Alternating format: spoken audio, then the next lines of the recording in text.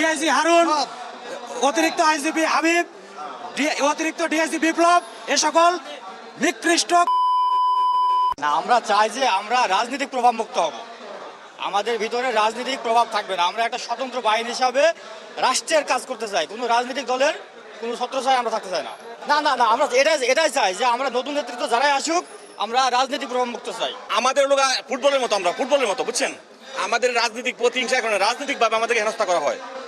আমাদের আর কোনো সমস্যা নেই, এখানে আমরা সবাই পেটে দিয়ে চাকরি করি। আমাদের দাবি এই যে আমাদের দাবি আপনাকে দেখাচ্ছি, এই যে আমাদের দাবি, আমাদের সকলের দাবি।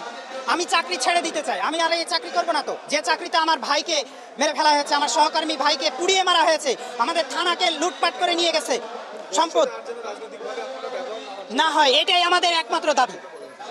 আমরা দলীয় মুক্ত থাকতে চাই, আমরাও যে জনগণের সেবার জন্য এখানে পুলিশ বাহিনীতে এসেছি।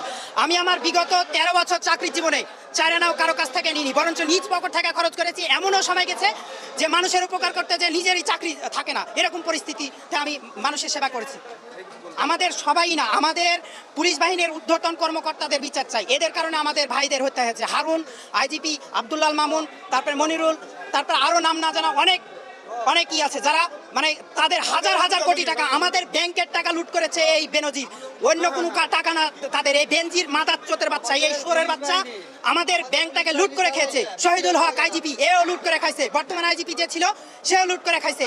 বিসিএস ক্যাডার কেউ ভালো না, সবাই আমাদেরকে চাকরের মতো ইউজ করে।